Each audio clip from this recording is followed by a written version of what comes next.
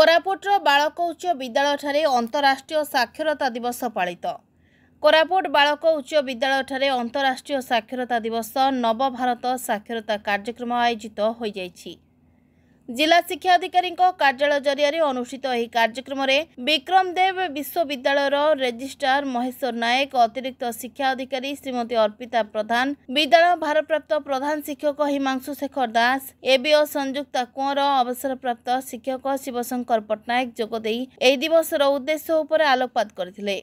निरक्षरता को दूर करी साक्षरता उपरे समस्ते गुरुत्व देवाकू मंचासीन अतिथिवृंद निजर मत प्रकाश करथिले। एही अवसर में विद्यालय समस्त छात्र छात्री शिक्षक शिक्षयित्री वृंद सामिल होइतिबा बेले स्थानीय बीआरसीसी प्रदीप पात्र कार्यक्रम परिचालना करथिले।